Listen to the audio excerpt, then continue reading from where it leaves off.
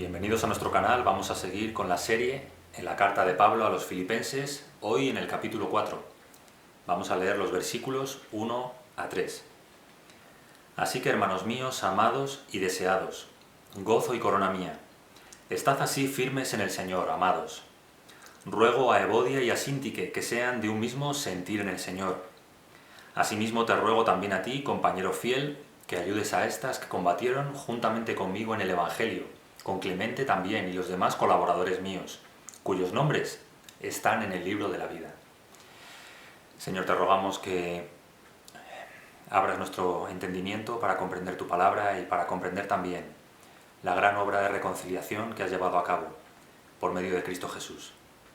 Y que por medio de esa obra, Señor, seamos alentados a buscar paz y a tener entendimiento y unidad entre nosotros, Señor, todos aquellos que hemos creído que en Cristo Jesús tenemos perdón de pecados. En su nombre te lo pedimos. Amén. Cuentan de un joven que en una ocasión preguntó a un hombre muy mayor cuál había sido el secreto para llegar a esa edad tan avanzada. El hombre mayor le dijo que su secreto, o su único secreto que él conocía, era no discutir con nadie. El joven dijo, pero ¿cómo va a ser por eso? ¿Cómo va a ser por no discutir con nadie? Y el hombre mayor dijo, pues era por otra cosa. Esta simpática historia nos enseña lo bonito que sería tener la capacidad de pasar por una vida, por esta vida, sin discutir con nadie, sin tener conflictos, desencuentros ni choques con otras personas. Sin embargo, me temo que la historia no es verdadera, no es cierta, es más bien una utopía, porque todos aquellos que nos relacionamos con otras personas nos damos cuenta de que los conflictos son inevitables. Hay algo roto dentro de todos nosotros que nos lleva a discutir y a tener esos desencuentros, por más que nos esforcemos en que no sea así. Cualquier persona pues lo puede ver en su matrimonio, en su familia, en su vecindario, en su trabajo o incluso con sus amigos. ¿Quién puede decir al cabo de un tiempo en su vida que ni ha discutido ni va a discutir con nadie? Esto no es algo realista. De hecho, cuando nos acercamos a la Biblia nos damos cuenta de que también los cristianos, las personas que han puesto su confianza en Cristo Jesús, están sujetas a este problema. Tienen desencuentros, tienen conflictos entre sí. Y la Biblia no lo oculta. El texto que vamos a considerar hoy muestra uno de estos conflictos. Pero también en el libro de Hechos vemos cómo Pablo y Bernabé, después de haber acabado el primer viaje y planeando el segundo, para volver a visitar a las iglesias, se plantean si van a llevar con ellos a Juan Marcos o no. Bernabé dice que sí, que quiere llevarlo, y Pablo dice que no, que ya los abandonó en el primer viaje y no está dispuesto a correr ese riesgo por segunda vez. Y el desencuentro entre ellos es tan grande que finalmente ese equipo, que tanto fruto había llevado el Señor por medio de ellos, pues queda por completo roto, ¿no? Y cada uno va por su lado. Bernabé se va con Juan Marcos y Pablo con Silas y con Timoteo. Y al final uno piensa, si estos hermanos, con su madurez en la fe, con su consagración al Señor, con ese corazón dispuesto para hacer la voluntad de Dios, no fueron capaces de ponerse de acuerdo y en ese conflicto hubo una ruptura, ¿cómo voy a esperar yo no tener problemas a lo largo de mi vida? Entonces siento, si alguno es joven en la fe o ha llegado a la iglesia hace poco y pensaba que la iglesia era el paraíso en la tierra, pues tiene que saber cuanto antes que no es así, que todavía vivimos en la imperfección de este tiempo y de nuestra condición y que los desencuentros, pues Dios quiera que no sean muy habituales o muy frecuentes, pero son una realidad con la que tendremos que lidiar a lo largo de nuestra vida. Vemos también en los evangelios, ¿no? Me acuerdo ahora cómo los apóstoles pues discutían en cierta ocasión entre sí acerca de quién de ellos sería el mayor en el reino de los cielos. Lo paradójico de esto es que el instante anterior el Señor Jesús les había anunciado su muerte, pero ellos no estaban pendientes de esto, sino de sí mismos, y esto les llevaba lógicamente a discutir entre sí. Pues vamos a ver entonces cómo en nuestro texto vamos a ver hoy un conflicto y vamos a ver los consejos que Pablo da acerca de este conflicto, pero también creo que tendríamos una perspectiva muy corta y muy limitada si simplemente nos acercásemos a este pasaje a meditar acerca de un conflicto y de su solución, porque este pasaje está en el contexto de toda la carta y en el contexto de toda la carta hay algo mucho más grande que nuestros conflictos y que nuestras circunstancias. Una de las razones que el apóstol Pablo tiene para escribir esta carta es agradecer el donativo que esta iglesia, los hermanos de Filipos, le han hecho llegar por medio de Epafrodito. Pero lo que Pablo está valorando no es solamente el dinero, el donativo, no es solamente el cuidado y el amor que estos hermanos sienten por él, sino la manera en que ellos están siendo participantes, están teniendo comunión en el Evangelio con él. Desde el primer día, dice el versículo 1-5, hasta ahora. Es decir, Pablo está enfocándose en el hecho de que estos hermanos están colaborando, están participando con él en la extensión del Evangelio. Después pasa a informarles de sus asuntos, de sus circunstancias personales, allí en Roma, preso y esperando una sentencia. Y lo que les dice es que finalmente sus circunstancias han redundado más bien para progreso del Evangelio. Es decir, él no se queda en la conmiseración, no se queda en las cosas que él está sufriendo, en cómo lo está pasando, sino en el hecho de que el Evangelio está siendo predicado en un lugar donde de otra manera no habría podido ser predicado, en el pretorio, en casa de César. El Señor le había abierto esta puerta y él la estaba aprovechando. Después llegamos al texto que muchos consideran central y que resume bien el sentir de toda la carta. Me parece adecuado. Está en el capítulo 1, en el versículo 27. Dice: solamente que os comportéis como es digno del Evangelio de Cristo, para que sea que vaya a veros o que esté ausente, oiga de vosotros que estáis firmes en un mismo espíritu, combatiendo unánimes por la fe del Evangelio. Y hay que notar en este texto dos detalles muy interesantes. El primero es el llamamiento que hace a estar firmes en un mismo espíritu. Al principio del texto que vamos a considerar hoy, el apóstol dice a los hermanos que deben estar firmes en el Señor. Después dice el texto, el 27, que deben estar combatiendo unánimes por la fe del Evangelio. Y en 4.3, que veremos después, dice que ayudes a estas que combatieron juntamente conmigo en el Evangelio. Parece que de alguna manera Pablo tenía en mente, mientras estaba escribiendo la carta, que iba a tener que tratar este problema. Y la cuestión es, ¿era tan importante el conflicto entre estas dos personas como para dedicar un espacio en la carta? Bueno, pues realmente todo conflicto entre cristianos es triste, es penoso y debe ser tratado. Pero como digo, el contexto, la situación en la que está pensando Pablo es más amplia. No se trata solo de un conflicto entre dos hermanas. Se trata del Evangelio. Ese Evangelio que la Iglesia ha sido llamada a predicar. La labor de la Iglesia en este mundo, en esta tierra, es una labor misionera. El Señor nos encargó a nosotros, a sus discípulos, que prediquemos su palabra y hagamos discípulos de todas las naciones. Y eso es lo que debemos hacer. Y debemos tener cuidado o atención a dos peligros. El primero sería desvirtuar el mensaje del Evangelio. Sería, de alguna manera, traicionar las verdades o la doctrina del Evangelio. Y a eso se ha dedicado en el capítulo 3, a explicar cómo el Evangelio consiste en poner nuestra confianza solamente en Cristo Jesús y en su sacrificio. Recibir la justicia que es de Dios por medio de Cristo, no por nuestras obras, no por nuestros esfuerzos por cumplir la ley, no por nuestros privilegios o beneficios por causa de nuestro linaje, solo por Cristo. El Evangelio es el mensaje de salvación solamente en Cristo. Después ha explicado cómo el Evangelio nos salva, nos justifica delante de Dios, sí, pero no nos hace perfectos. Tenemos que predicar no nuestra perfección, que en esta vida nunca llegará a ser consumada, sino la perfección de Cristo, a la cual ciertamente aspiramos. Todos los cristianos procuramos ser santos, vivir vidas santas, que sean agradables a nuestro Señor, pero sin llegar a su perfección en esta vida. Quienes anuncian su propia perfección se están apartando, por tanto, así de la verdad del Evangelio. Y finalmente, el apóstol ponía su atención sobre estas personas de las cuales habla llorando, que dice que son enemigos de Cristo, cuyo Dios es su vientre y cuya gloria su vergüenza. Pueden querer pasar por cristianos, pero realmente solo piensan en lo terrenal. Son personas que de alguna manera pueden estar anunciando el mensaje del Evangelio, anunciando el mensaje de la piedad, pero con su vida negando su eficacia. Eran personas que se entregaban a una vida pues absolutamente carnal, lo que se llaman antinomianos, ¿no? Personas que piensan que porque han sido justificadas pueden vivir como les dé la gana y hacer lo que les dé la gana, que aún así ellos están seguros y tienen su salvación segura. Pablo condena esta actitud. Todo aquel que ha sido justificado por Cristo debe vivir de una manera agradable a Cristo, conforme a su palabra. Ahora, el Evangelio cuenta, por tanto, con una fidelidad que nosotros debemos al mensaje, a la doctrina, las doctrinas del Evangelio.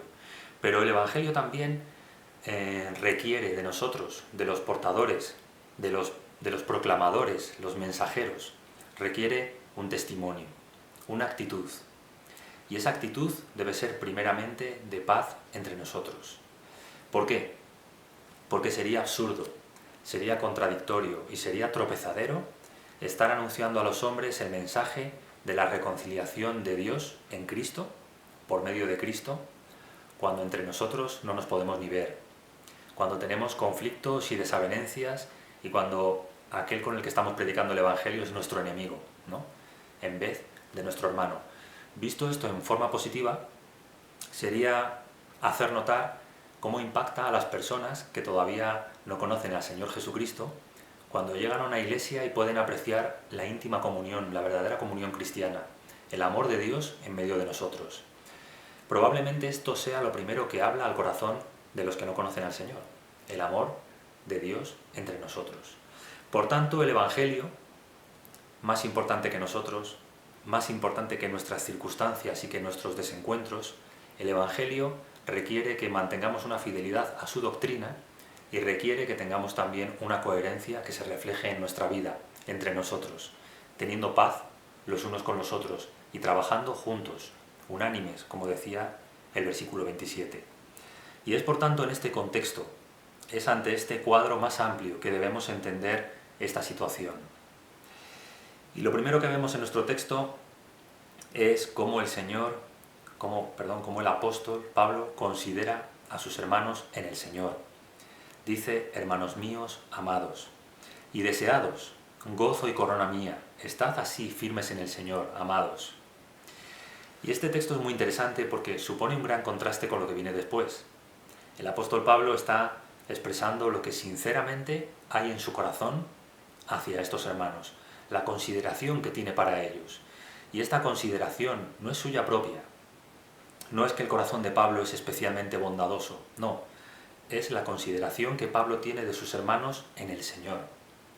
Para él son amados en el Señor, deseados, añora verlos otra vez, añora pasar tiempo con ellos, desea íntimamente una comunión íntima con ellos. Son su gozo y su corona. ¿Por qué? Porque estos somos para el Señor, hermanos. Somos amados por Él, somos deseados por Él.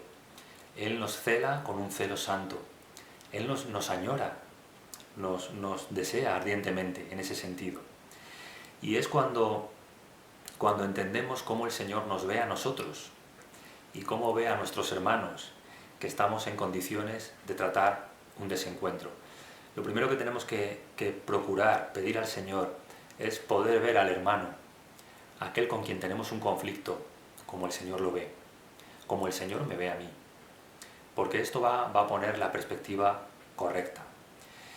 Es cierto que a veces lo ponemos muy difícil unos para otros y que cuando alguien nos mira, pues solo puede ver pues lo grosero de nuestras palabras o nuestra conducta inadecuada o cómo ofendemos, con cuánta facilidad ofendemos. A veces los cristianos mostramos muy poco de Cristo. Pero pidamos al Señor poder ver en nuestros hermanos algo de su obra en ellos. Porque cuando podamos ver en nuestros hermanos la obra de Dios y podamos ver algo de Cristo en ellos, nuestra percepción cambiará. Y estaremos entonces, como digo, en condiciones de poder solucionar conflictos también con ellos.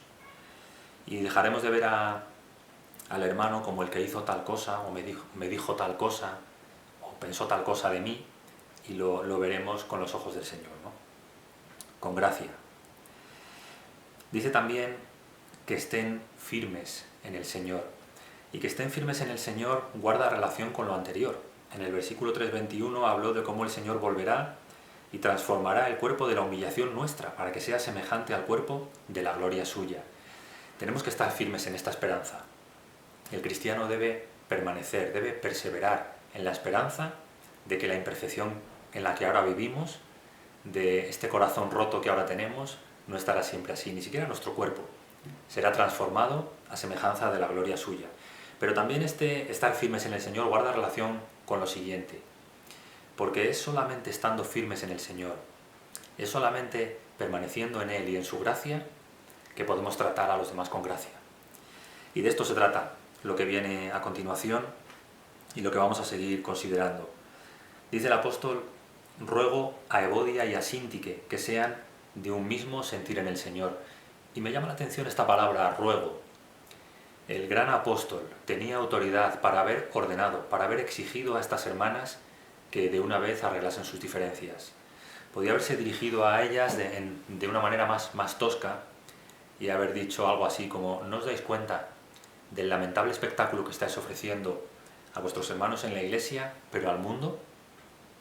Estamos llamados a tener otra actitud, otro comportamiento, y estáis siendo una vergüenza. Os exijo que inmediatamente cambiéis de actitud. Pero el apóstol no se dirige a ellas en estos términos. En primer lugar, porque las ama. Las ama en el Señor. Son hermanas apreciadas para Él. En segundo lugar, porque sabe perfectamente que solamente a través de la gracia del Señor puede cambiar nuestra actitud hacia un hermano con el que estamos enemistados. Esto no es algo que se puede exigir. Me acuerdo cuando éramos pequeños y nos peleábamos en clase entre compañeros y venía el profesor y nos separaba y decía: esto está muy feo, lo que habéis hecho está muy feo, daros la mano ahora mismo. Y tú le dabas la mano obligado, porque te estaba obligando a hacerlo, pero estabas esperando que se fuese o salir de clase para continuar vuestra discusión, ¿no? No es así como debemos solucionar nuestros conflictos, porque alguien nos lo imponga, porque nos amenacen, sino porque el Señor ponga en nuestro corazón la carga y el deseo de tratar a nuestros hermanos o de considerar a nuestros hermanos como Él nos considera. Y dice después que sean de un mismo sentir en el Señor. Y esto es interesante también porque tenemos que entender en primer lugar qué no es ser de un mismo sentir en el Señor. En primer lugar, no es esperar que la otra parte madure y llegue a entender las cosas en el Señor como yo. Entonces, cuando el otro madure un poco y vea las cosas como yo, entonces nos encontraremos. No, no es esto. Puede ser, y de hecho sucede, que entre hermanos tengamos pensamientos diferentes, visiones diferentes, concepciones diferentes de ciertas cosas, y sin embargo se nos llame a estar en un mismo sentir en el Señor. Ya lo vimos en el capítulo 3, en el versículo 15. Todos los que somos perfectos, esto mismo sintamos. Si otra cosa sentís, esto también os lo revelará Dios. No podemos esperar ver todas las cosas de la misma manera y estar de acuerdo absolutamente en todo para ser de un mismo sentir en el Señor. Son cosas diferentes y compatibles.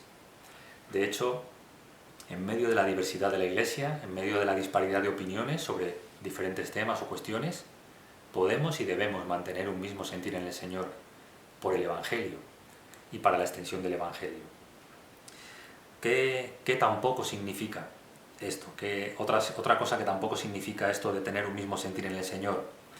Pues es esperar recibir un estado de ánimo para tratar el problema. Es decir, para no resolver un conflicto siempre hay excusas. Y una de ellas es: no, es que ahora mismo no me encuentro con el sentir adecuado para tratar esto. Entonces, ¿qué vas a hacer? Pues esperar, ¿no? Y te sientas a esperar a que venga de una manera mística de parte del Señor, venga a ti la actitud adecuada para acercarte al hermano y tratar el conflicto. Pero suele suceder que mientras esperas, pues estás hablando con otras personas, estás aireando los trapos sucios, estás afectando a otros, y por supuesto no es esto lo que es tener un mismo sentir en el Señor. De hecho, lo que el apóstol Pablo está diciendo es que procuren, que se esfuercen por hallar un mismo sentir en el Señor. Esto no es algo que viene a nosotros y que lo único que podemos hacer es esperar. Debemos buscarlo, debemos procurarlo, y debemos buscarlo y procurarlo en el Señor. ¿Cómo? Pues es algo así como que aquí estoy yo con mi visión de las cosas, con mi esfera de pensamiento, y aquí estás tú. Y hemos chocado y tenemos un problema, pero yo estoy aquí y tú estás aquí. ¿Cómo nos podemos encontrar? Cada uno está en su ámbito de razón, cada uno tiene sus pensamientos y sus razones. Vale, pero a lo que se nos llama es no a tus pensamientos y razones ni a los míos, sino a un terreno en medio, en el Señor, a que nos encontremos en Él, en lo que tenemos en común en Él, en la gracia que nos une en Él, en el Evangelio que compartimos en Él, en el propósito y la vocación que tenemos en común en Él. Y cuando entendemos esto, ya no hay excusas. Simplemente se nos tiene que preguntar, ¿quieres o no quieres encontrarte con tu hermano en el Señor? Entonces, si cada uno de nosotros buscase sinceramente tener un mismo sentir en el Señor, sería fácil encontrarnos, a pesar de nuestras diferencias, a pesar de nuestras discrepancias o posibles ofensas, ¿no? ¿Por qué es tan difícil entonces? ¿Por qué resulta tan complicado que podamos solucionar nuestros conflictos a veces? Bueno, creo que el gran obstáculo, sin duda estaremos todos de acuerdo, cuando hay un conflicto, es el orgullo. A veces el problema es lo de menos. Si nos fijamos, el apóstol Pablo ni lo menciona, ni tiene importancia seguramente. A veces la causa de conflicto entre dos partes es una nimiedad, es una cosa pequeña, sin importancia. Son las actitudes previas a esa situación y sobre todo las actitudes posteriores las que generan un gran problema. En las actitudes previas, pues todos sabemos cómo funciona esto, ¿no? Pues un hermano a lo mejor tenía un mal día y no me ha saludado o no ha atendido a una petición y entonces yo me pongo a pensar qué le pasará y por qué habrá hecho eso y qué estará pensando de mí y qué le habré hecho yo y acabamos haciendo un conflicto o un gran problema en nuestra mente que después agravamos cuando en lugar de hablar y tratarlo de primeras de una manera sencilla y con humildad, dejamos que se enquiste y que pase el tiempo y que vaya creciendo y se forme pues una gran sima entre nosotros, ¿no? Que después es muy difícil de solucionar. De alguna manera el apóstol Pablo ya ha tratado esto anteriormente al hablar de la actitud que deberíamos tener unos hacia otros, del sentir que debíamos tener unos hacia otros. En el capítulo 2 ya dijo, y podéis recuperar la predicación en la página web de la Iglesia, ya dijo, por tanto, si hay alguna consolación en Cristo, si algún consuelo de amor, si alguna comunión del Espíritu, si algún afecto entrañable, si alguna misericordia, completad mi gozo. ¿Cómo? Sintiendo lo mismo, teniendo el mismo amor, unánimes, sintiendo una misma cosa. Parece evidente otra vez que el apóstol Pablo estaba preparando el terreno para lo que quería decir después. ¿Cuál es el problema que tenía en la mente? Versículo 3. Nada hagáis por contienda o por vanagloria, antes bien con humildad, estimando cada uno a los demás como superiores a él mismo. Hay que dejar el orgullo a un lado si es que queremos solucionar un conflicto. Y qué difícil es esto. Qué complicado es renunciar a mi derecho, renunciar a mi razón para dar la razón a otro o simplemente para solucionar algo. Todos lo sabemos. Pero es necesario no mirar cada uno por lo suyo propio, sino cada cual también por lo de los otros. ¿Y a dónde podemos mirar nosotros? ¿Dónde podemos encontrar la inspiración y la gracia para tratar a los hermanos conforme a lo que el apóstol está pidiendo? Pues dice el versículo 5, haya pues en vosotros este sentir que hubo también en Cristo Jesús. ¿Cuál es ese sentir? El de una humillación y el de un despojarse constante. En primer lugar, porque siendo en forma de Dios, no estima el ser igual a Dios como cosa a que aferrarse, sino que se despoja a sí mismo tomando forma de siervo, hecho semejante a los hombres. Cristo Jesús no deja de ser Dios, dijimos en aquella ocasión, pero se hace hombre, se rebaja a asumir una naturaleza infinitamente inferior a la que por naturaleza siempre ha tenido, su naturaleza divina. Pero no solamente se hace hombre, se hace siervo, se hace nuestro siervo. Y se hace nuestro siervo para servirnos. ¿Cómo? Muriendo. Dice que estando en la condición de hombre se humilló haciéndose obediente hasta la muerte. Pero no cualquier muerte. No la muerte de los reyes, no la muerte de los nobles que mueren en batalla. No, la muerte de un maldito.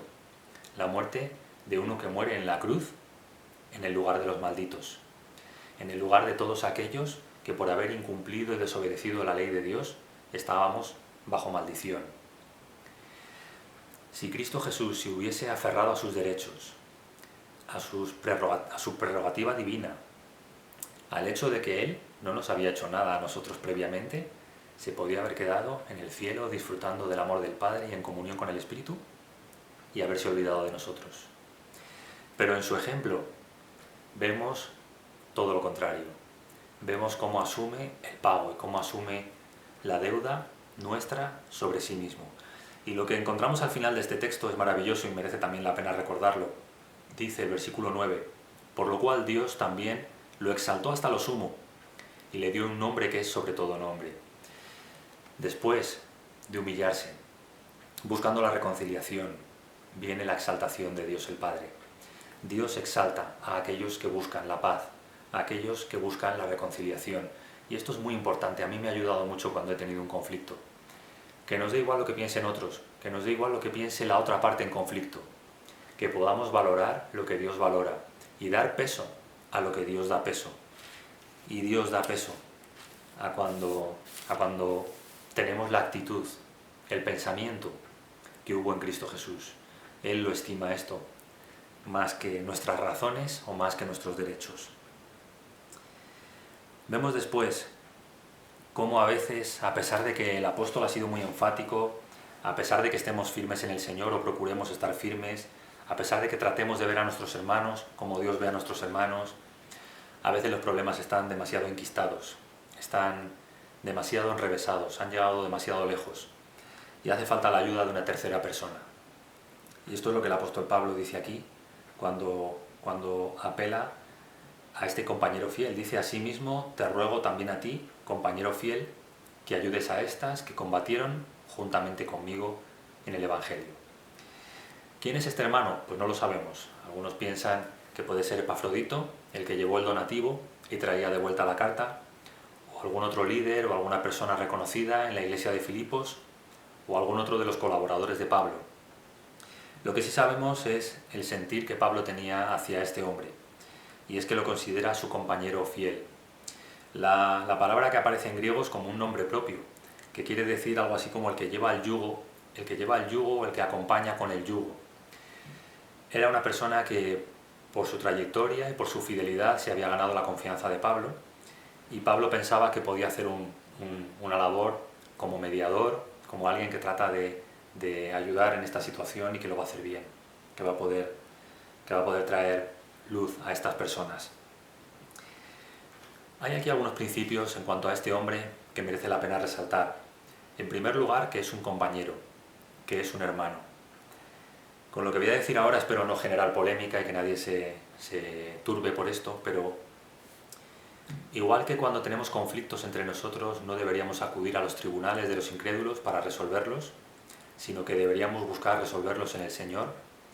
Cuando tenemos conflictos, cuando tenemos tensiones o situaciones difíciles en las relaciones entre nosotros, deberíamos buscar resolverlos también entre hermanos. Recuerdo un caso en concreto en que unas personas en conflicto en la iglesia nos dijeron que sus problemas eran demasiado graves y difíciles para que ninguno de nosotros pudiésemos ayudarles. Y entonces pidieron ayuda profesional. Y ayuda profesional les dimos. Esa ayuda finalmente tampoco les sirvió, y lo que se demostró en poco tiempo es que estas personas tenían problemas, pero no tenían la actitud para ser ayudados en sus problemas.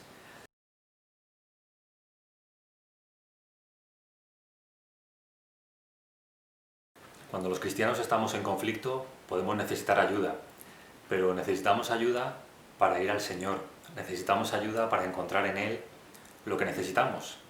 Y esto es lo que Pablo está pidiendo a este hermano, al que no nombra, no dice quién es.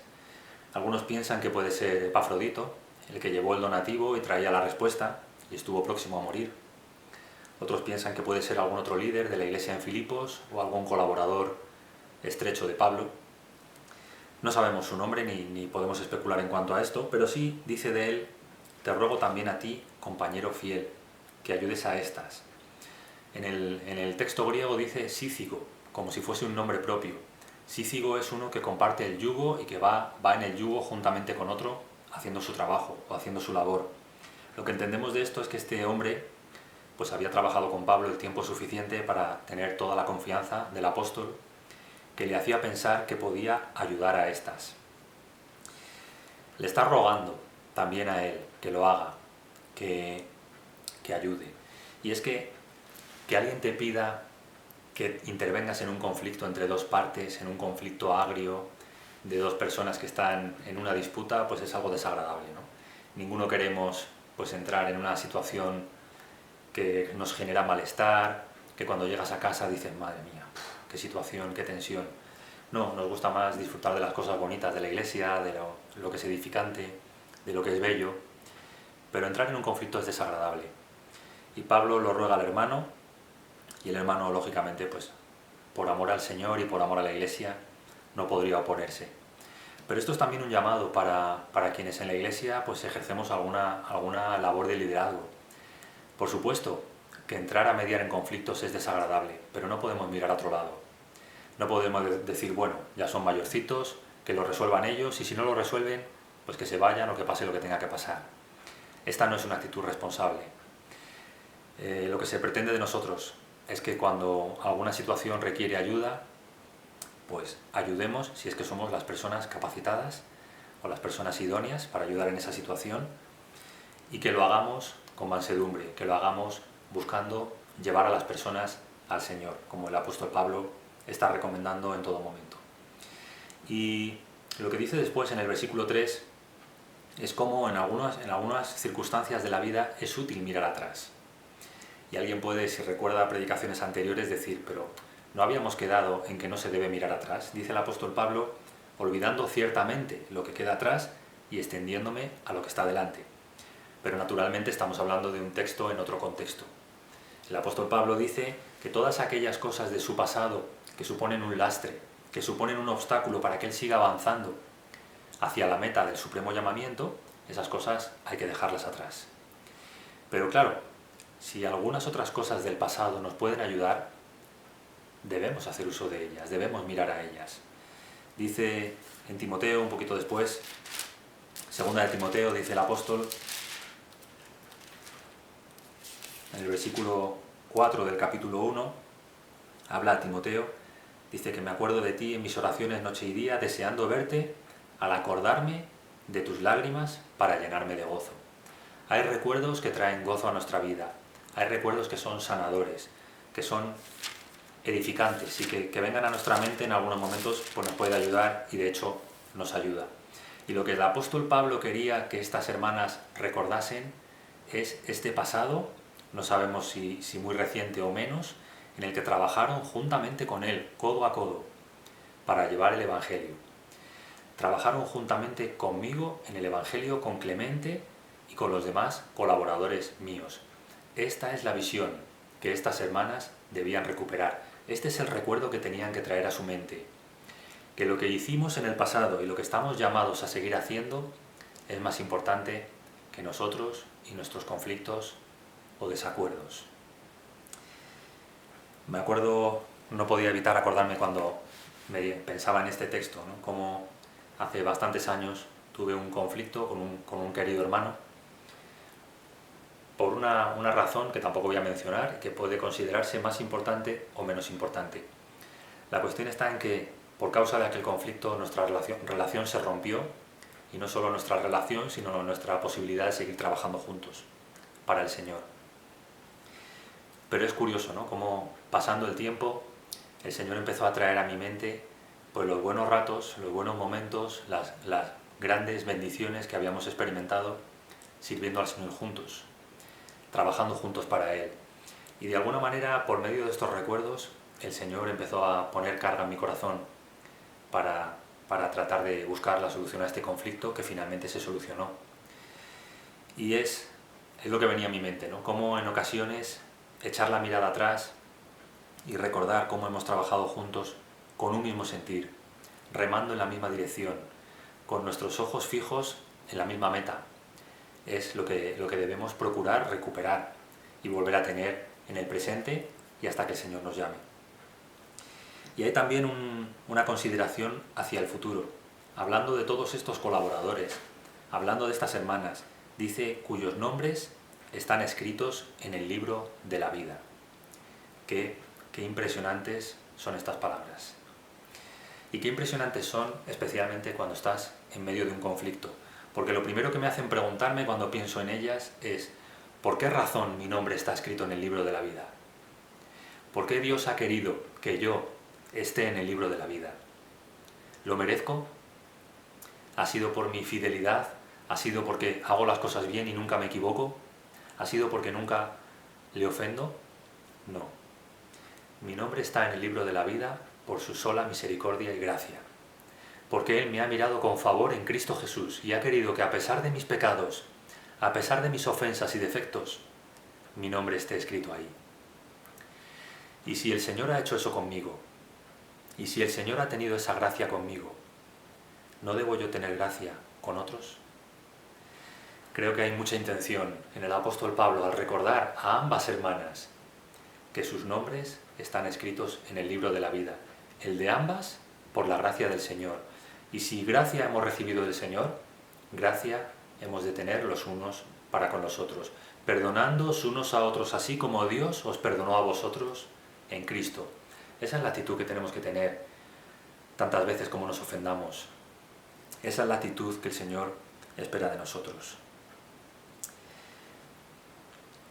Creo que ninguna persona, ningún cristiano que verdaderamente ame a su Señor puede leer un texto como este y en medio de un conflicto con otro hermano permanecer impasible.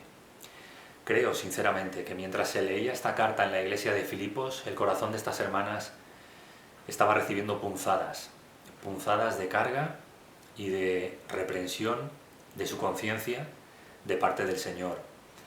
Los cristianos no podemos vivir en conflictos los unos con los otros y sin embargo con cuánta facilidad lo hacemos. Qué poca importancia damos a estas cosas. Llegamos a elaborar argumentos en nuestra mente para tratar de evitar y de esquivar lo que el Señor nos está demandando. Y cuando se nos dice que tenemos que tener comunión juntos en el Evangelio, decimos sí, la tenemos, con todos menos con uno o con dos. Pero eso es una excusa de mal pagador. Lo que nos está diciendo el apóstol es que cualquier desavenencia en el cuerpo afecta a todo el cuerpo. Si yo tengo cáncer en un órgano de mi cuerpo, esto afecta al resto del cuerpo. No puedo pretender que, bueno, si solo se trata de un pulmón o solo se trata de un ojo, el resto del cuerpo no le pasa nada. No, lo que pasa en una parte de mi cuerpo afecta al conjunto del cuerpo. De la misma manera, lo que pasa en la iglesia entre dos miembros de una congregación, tarde o temprano, afecta al resto de la congregación. Es una actitud negligente y es un pecado contra la gracia. Y lo digo de esta manera, es pecar contra la gracia. Y fijaos que mientras lo estoy diciendo, estoy repasando si tengo causas pendientes. Pero creo que yo estoy igualmente bajo la autoridad de la palabra al decir que es un pecado contra la gracia cuando tenemos conflictos con hermanos y nos negamos a resolverlos. Y pido al Señor que por amor a Él y por amor a su Evangelio, primeramente, seamos honestos y nos examinemos.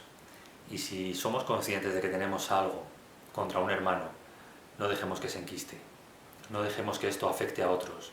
No dejemos que llegue a ser un gran problema como ese alud en el que empieza a caer un poco de nieve y acaba sepultando pueblos.